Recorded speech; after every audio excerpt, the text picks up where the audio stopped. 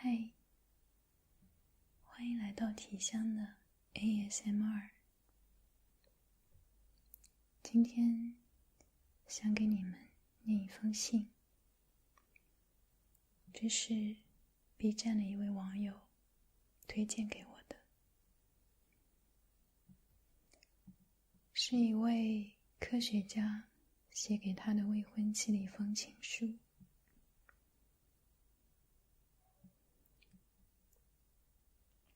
他非常喜欢抖森念的版本，说很想听一下女声版。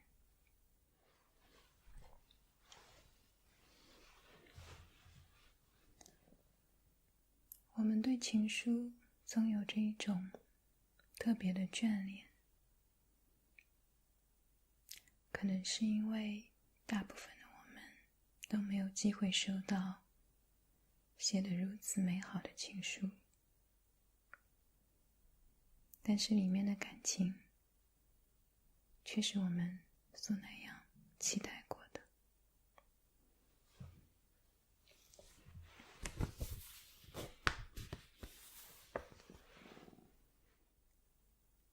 My darling Mark George, you said that things seemed clearer when they were written down.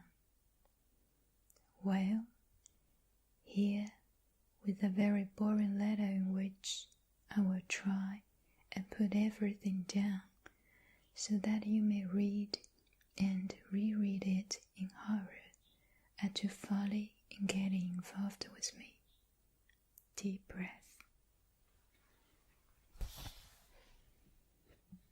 To begin with, I love you with a depth and passion that I have felt for no one else in this life, and if it astonishes you, it astonishes me as well. Not, I hasten to say, because you're not worth loving. Far from it. It's just that, first of all, I swore I would not get involved with another woman. Secondly, I have never had such a feeling before, and it is almost frightening. Thirdly, I would never have thought it possible that another human being could occupy my waking and sleeping thoughts to the exclusion of almost everything else. Fourthly, I never thought that, even if one was in love, one could get so completely besotted with another person, so that a minute away from them felt like 1,000 years. Fifthly, I never hoped, aspired, dreamed that one could find everything one wanted in one person. I was not such an idiot as to believe this was possible. Yet in you, I have found everything I want. You are beautiful, gay, giving, gentle, idiotically and deliciously feminine, sexy, wonderfully intelligent, and wonderfully silly as well.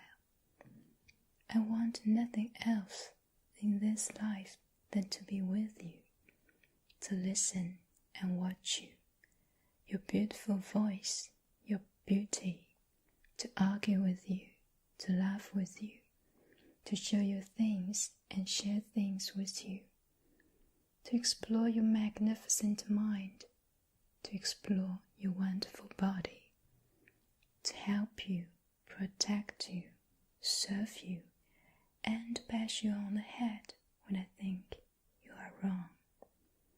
Not to put too fine a point on it, I consider that I am the only man outside mythology to have found a crock of gold at the rainbow's end.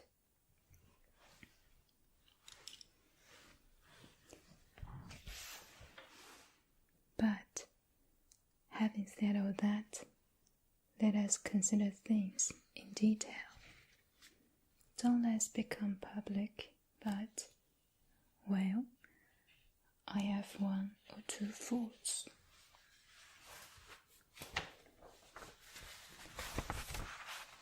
Minor ones, I hasten to say. For example, I am inclined to be overbearing.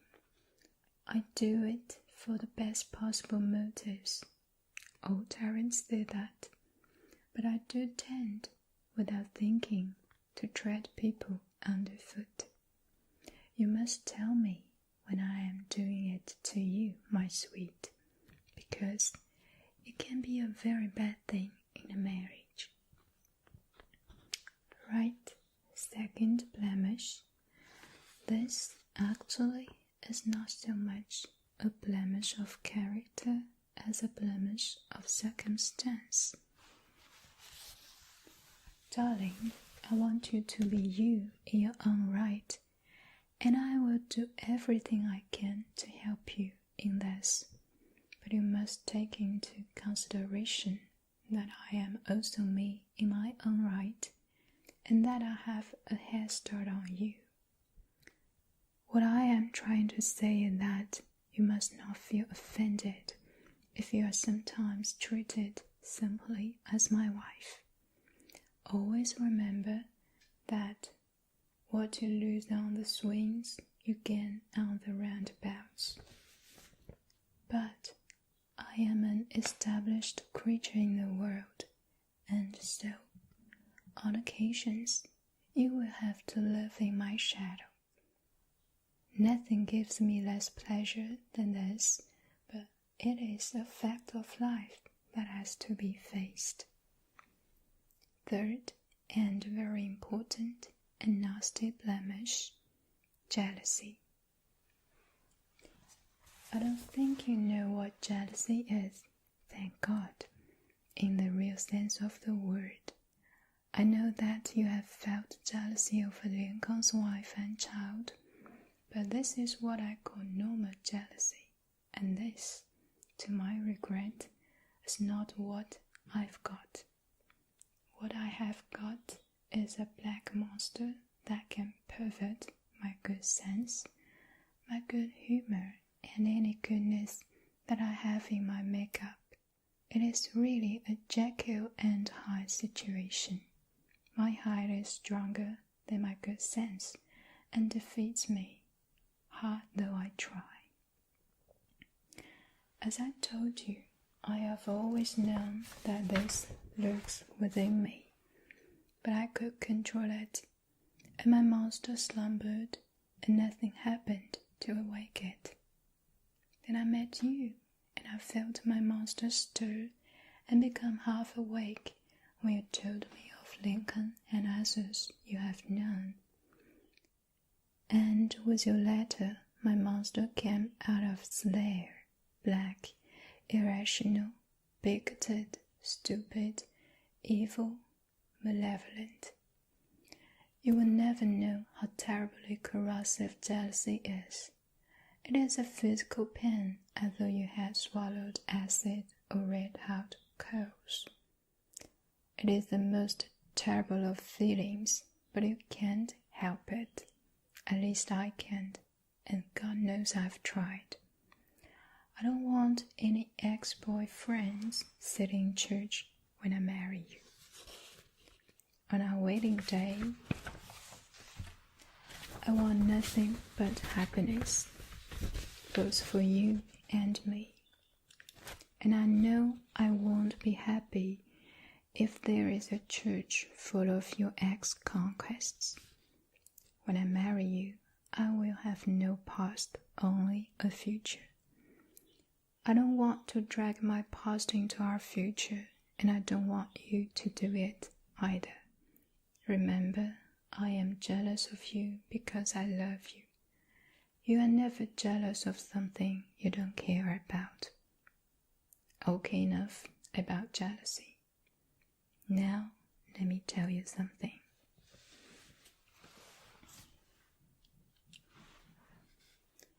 I have seen 1,000 sunsets and sunrises. On land, where it floods forests and mountains with honey-colored light. At sea, where it rises and sets like a blood orange in a melt-colored nest of cloud, slipping in and out of the vast ocean. I have seen 1,000 moons, harvest moons like gold coins, winter moons as white as ice chips, new moons like baby swans' feathers. I have seen seas as smooth as if painted, colored like shot silk, or blue as a kingfisher, or transparent as glass, or black and crumpled with foam, moving ponderously and murderously. I have felt winds straight from the South Pole, bleak and wailing like a lost child, winds as tender and warm as a lover's breath, winds that carried the astringent smell of salt and the death of seaweeds, winds that carried the moist rich smell of a forest floor, the smell of 1,000,000 flowers, fierce winds that churned and moved the sea like yeast, or winds that made the waters lap at the shore like a kitten.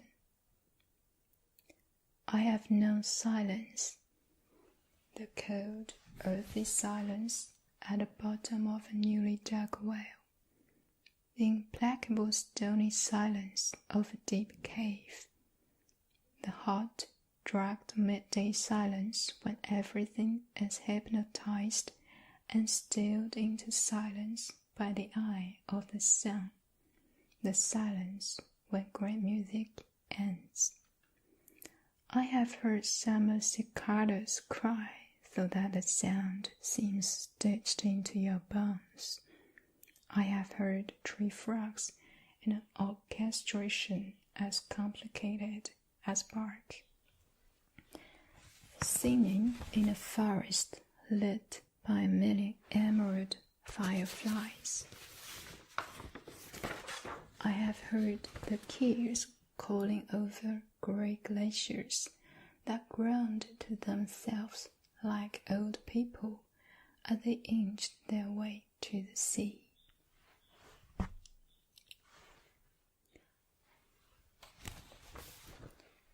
I have heard the whole street vendor cries of the mating fur seals, and they sent their sleek golden wives, the crisp staccato admonishment of the rattlesnake, the cobweb squeak of the bat, and the bedding roll of the red deer knee-deep in purple heather.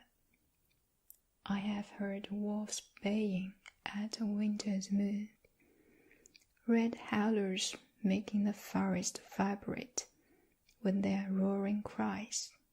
I have heard the squeak, purr, and grunt of 100 melt-colored reef fishes. I have heard hummingbirds flashing like opals round a tree of scarlet blooms, humming like a top.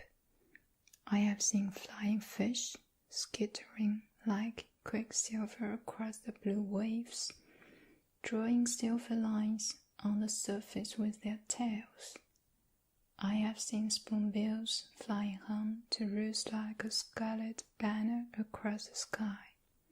I have seen whales, black as tar, cushioned on a cornflower blue sea, creating a Versailles of mountain with their breath. I have watched the butterflies emerge and sit, trembling, while the sun irons their wings smooth. I have watched tigers, like flames, mating in the long grass. I have been dive-bombed by an angry raven, black and glossy as the devil's roof. I have lain in water, warm as milk, soft as silk, while around me played a host of dolphins. I have met 1,000 animals and seen 1,000 wonderful things. But all this I did without you.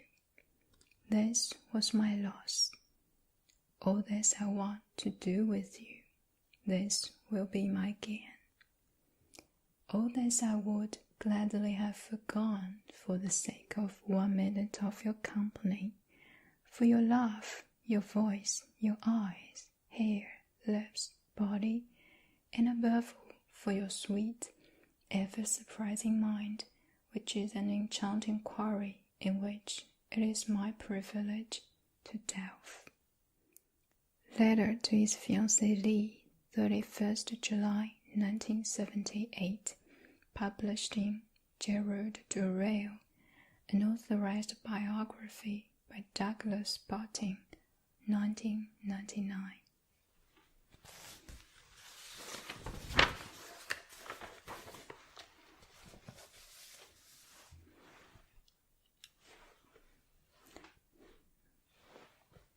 那么这就是这封信的全部内容，希望你会喜欢。再见。